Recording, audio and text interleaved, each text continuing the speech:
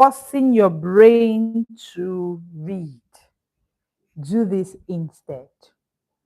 Busy professionals who have been forcing their brains to read, forcing your brain to understand, forcing your brain to just wake up and pick up and start reading books. This conversation is for you. Let me start by saying this quite clearly. Reading didn't stop because you got busy. I understand you're busy, they're busy professional, but that's not why reading stopped. In fact, reading stopped because at some point it became pressure to you. It became performance. It became proof. It became sort of a proof that you were smart enough. It became a proof that you were disciplined enough. It became a proof that you were serious enough. So all this played out, and once reading became proof, your brain stopped experiencing it as neutral. So your brain did exactly what it is designed to do, which it is to protect you. That is the most important thing that most busy professionals miss. And that's why today I'm coming here to tell you, you need to stop. You need to stop. And I'll show you why. I'll explain to you what you should now do instead of forcing your brain to read. You need to stop it. It is not helping you at all. You've been trying it for a very long while now. Has it helped you in any way? It hasn't. And hey, this is me saying welcome to the Smart Short Break series today. And I am Leslie Grace, the confidence coach. I help you master confidence smartness through smart reading, smart thinking, smart speaking. You're welcome to this conversation today. If you know a professional who's been forcing their brains to read and struggling with books, then you want to invite them to this conversation today. You would love it being here. Thank you for joining me today. Share this live with someone that should be here. You this one truth. Your brain is not lazy. No. Your brain is not unserious. Contrary to what you think. It's not that your brain is unserious. No. Your brain is not broken. Your brain is not unserious. Your brain learned that reading no longer feels safe. Your brain associated reading with no longer feeling safe. And that's why I want to say this clearly. Reading doesn't fail at intelligence level. I've said it. Reading doesn't fail at intelligence level. Reading fails at safety level. And that's why we see too many busy, intelligent professionals, super duper busy, intelligent gurus, smart people, but they are failed at consistency in reading. And they are thinking that, oh, it has to do with their intelligence. Is it that they're no longer intelligent? No, it is not.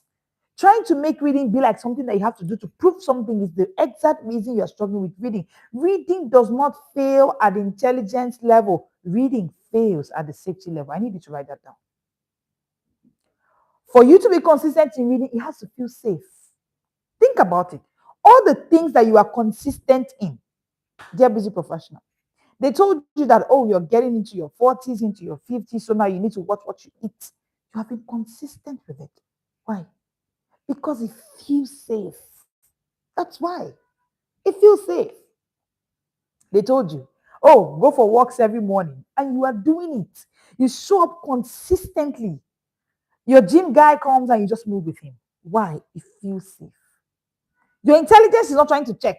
Is this what I should do now? Why would they say I should not eat? That I should not take carbonated drinks? Why would they say I should do natural drinks? All of those conversations, your intelligence doesn't come there.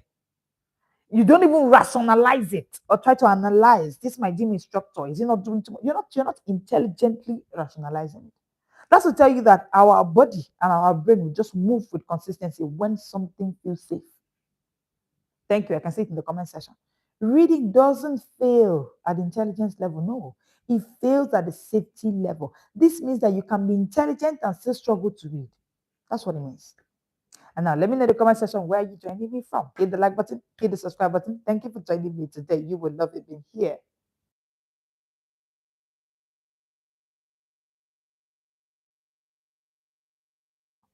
Oh, sorry about that. Now, that means that you can be intelligent and you still struggle to read. You can love books and you still avoid them. You can buy books and you never start those books. Why? Reading does not fail because you're intelligent. It fails because books. And this is what I found. Those who finish school tops in class, those who are the super, super smarties, the ones who are the intelligent gurus, they're the ones that even struggle with reading more. Because in between that space, they were forced to read. They were dragged to read. Everything happened in between. They told them if you don't go to school, if you don't pack, too many threats everywhere. So reading doesn't feel safe. Your first encounter with reading books did not feel safe. Your encounter growing up to read never felt safe. So why would you even read now? You keep on telling yourself, why do I even want to read now? I'm not into that. So you still love books. However, The interest in starting and finishing book has disappeared. And so I'll be showing you why that happened and how you can stop forcing yourself to read books. Now, when you think of reading, you realize that your body tightens instead of relaxing. The moment they mention today we're having a meeting, I'm going to be reading book, you avoid that meeting. That's reading trauma happening there. So you can't seem to open books anymore, even though you buy them, even though you know they're important for you to read. So you start and then you stop. You read and then you drift. You promise, then you avoid. You tell people, I promise you, I'm going to read this book. I will start it, I will finish it. This cycle convinces you that your problem is discipline. Your problem is not discipline.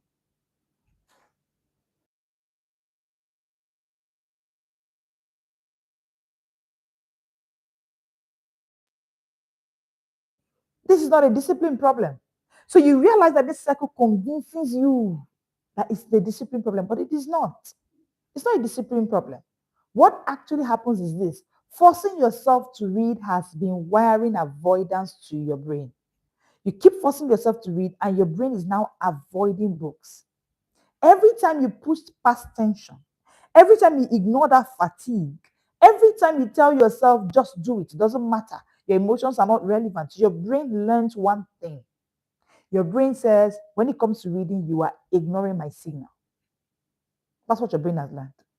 That, oh, when it comes to reading, you keep ignoring my signal. Because you're ignoring my signal, then I'm not going to do this with you. So that's why your brain is resisting reading. That's exactly what's happening.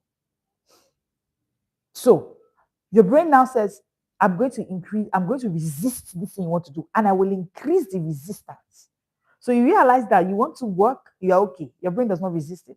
Everything you want to do, your brain is okay. Once you pick up books, your brain resists it. You begin to struggle with reading. That is how avoidance becomes trained. And so now it's been 6 years, and you can't remember when last you started and finished the book. It's been 30 days in January, and you said 2026 I'll read more books, but you can't remember. Your brain keeps resisting you from reading. Why? It doesn't feel safe around books. Reading is not about intelligence, it's about how safe books feel for you. How do you feel about books? How safe? Now, I'm going to be showing you 5 reasons rewiring safety must be done now.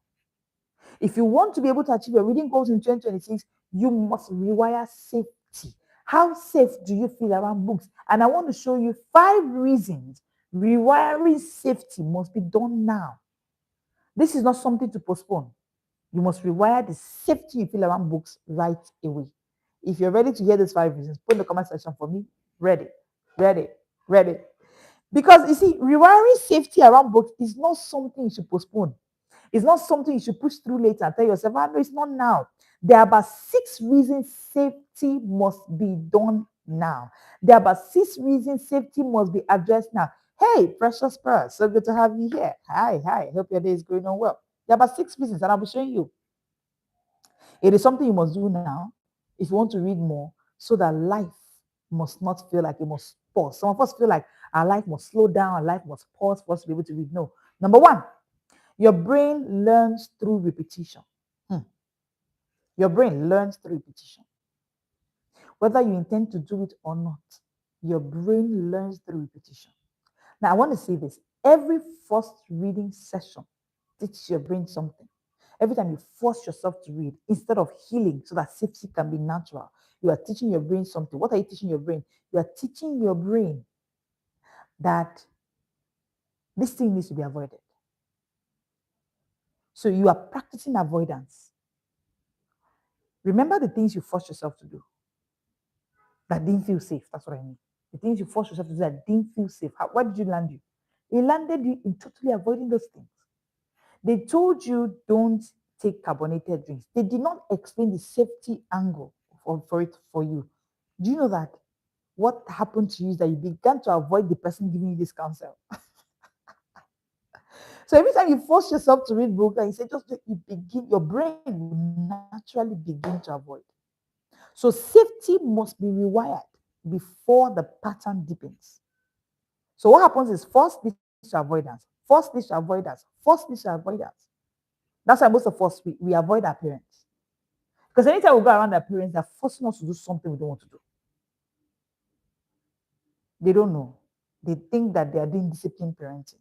But what they're doing is that they're forcing, they're not telling you why. They just tell you avoid boys. They're forcing you to avoid as a female. They say, no, don't go close to boys. They did not tell you why. They did not explain to you. They didn't even use their own life mistakes to tell you, oh, one time I was trying to do this, this was where it landed me, so don't take this part. Nobody explained it to you. They're just shouting, don't do it. They're forcing you. So what happened? They began to avoid your parents. Most of us are forcing our brains to go to books without healing, without safety. Our brains don't feel safe around books, so our brains are avoiding books. And the reason why you must get into healing from reading trauma now, take the healing from reading trauma course now. If you can listen to me, it's pinned on the screen. You can see it. If you are catching replay, just put in the comment section heal. You get access to the healing from reading trauma course. Number one reason you need to heal right now is because your brain learns through repetition. You've been repeating this cycle for years. Whether you intended to do them or not, your brain has learned it because that's how your brain works, through repetition. Number two, avoidance hardens with time. So, number one is that your brain has learned that pattern. Number two is that you see the avoidance your brain has been practicing, it has become hardened over time. I know if you're hearing me and you are seeing me, then you want to subscribe to this channel, you want to hit the like button because we go like Mondays to Fridays, 1 p.m. West African time to share with you everything about confidence, smartness through smart reading, smart thinking, smart speaking. So, number two, avoidance hardens with time. Now, what starts at hesitation? You thought it was just, I don't know why I feel hesitant when it comes to books. It started with hesitation, but guess what? It has grown into resistance. From hesitation, it has grown into full resistance. Now, the resistance has become an identity. The resistance has become an identity. So now it's a struggle. And this identity, you're not carrying it. You're carrying it on your head. I'm not a reader anymore. So do you see? Avoidance hardens.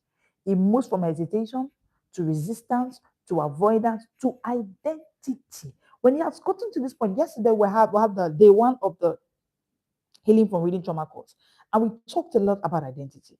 Listen, if you join the course now, you get access to that replay. Module one is understanding the wound. The wound that is caused by reading trauma is a deep wound. It's a deep wound because it affects your identity. So when people say things like, I'm not a reader anymore, we're no longer in school, reading is not for me, I'm too busy to read, I look at them, I smile because I know that there's a wound that you don't understand that's happened to you. Now, the longer this wound sits, the harder it feels to return. That's exactly why you can return to your books. That's what's going on. Number three, why you must find safety now. Why it is urgent for you to find safety now is because productivity culture is escalating the pressure you're feeling. The pressure you're feeling now, that pressure you're feeling with returning to your books. Productivity culture, which is the culture that revolves around the average busy professional's lifestyle. There's a productivity culture that you're living with. It is escalating the pressure. So reading is no longer just reading. It's no longer just reading. Reading is now heightened. Productivity culture is increasing it. So when you hear reading, people are now talking about, oh, let's read faster. Let's read more. Let's read the right books. Let's read for advantage. So it's now about productivity. Reading is now a thing around productivity culture. Now, what happens is that this constant demand keeps your nervous system on alert. So when your nervous system thinks books, the panic hormone is released, is triggered. Why? Without safety, reading will continue to shut down. That's it, point blank. Without safety, reading will continue to shut down. It will continuously be a struggle. That's why healing from reading trauma is an emergency. It's something you must do now. It's an emergency. It's an emergency. It's an emergency. Number four, why do you need to do it now? Your life requires more cognitive clarity. You're a busy professional. You have loads and loads to deal with daily. You need mental clarity urgently. You need it. You need it. Thank you. Thank you, Prehi. Thank you so much. That's absolutely correct. Your life requires more cognitive clarity. You will have to fight for your cognitive clarity. See, dear busy professional, you don't need more strain. Oh, Mr. Chris is here. So good to have you, sir. Welcome in here. You don't need more clarity.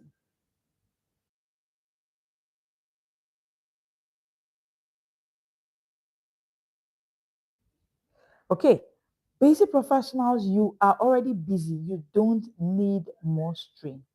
What you need as busy professionals is clearer thinking. Clearer thinking. What you need is better focus. Focus. What you need is a calmer processing. But reading under pressure cannot give you this clarity. It will not give you this clarity. It is only when you read with safety that this level of clarity can be restored.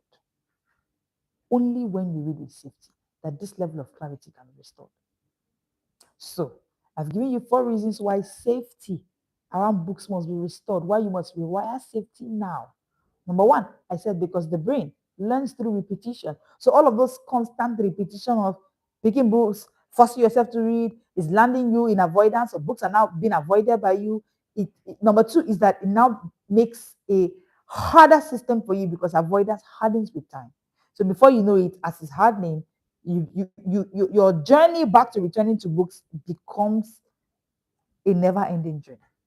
And then number three, I said that productivity culture is a thing. Productivity culture has made reading something. Let's read faster. Let's read more.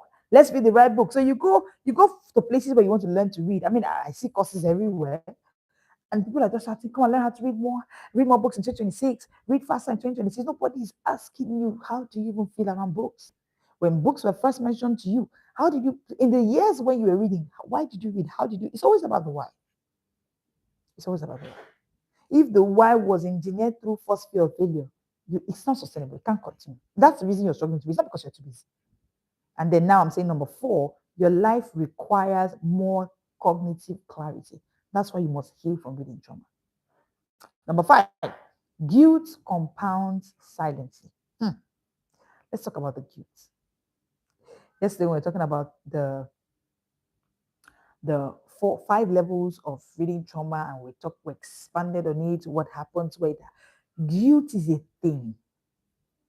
When I see busy professionals who say a thing like, they look at me and they say, Coach, I really love your courses. I really want to take your course, but you know what? I don't think I can have this reading thing. I don't know. When you start saying that, I just look at the person, I smile, and I just see somebody who guilt has compounded silently on. Do you know why? Unfinished books are never neutral. Write it down. Unfinished books never stay neutral. They never. They accumulate. They whisper stories about you. Remember, I said this is about identity. So just meeting me, I'm the conference coach. That's what I do. Everything that concerns your identity as a busy professional is my business. My job is to help you master confidence smartness, which is your desire. It is the desire of every single busy professional. I mean, any course we do on confidence smartness, smart speaking, that's our highest selling course. That's what professionals want to learn. However, this world, 2026, right? This generation, confidence is not enough. That's why we give you confidence smartness. That's what you even want. This is the smart world. Your phone is smart. The wristwatch is smart. Everything around your kitchen is smart. Your car is smart. Do you want to be a less smart person within that space? No, you can't. You can't even survive. You can't. And I know you don't want that.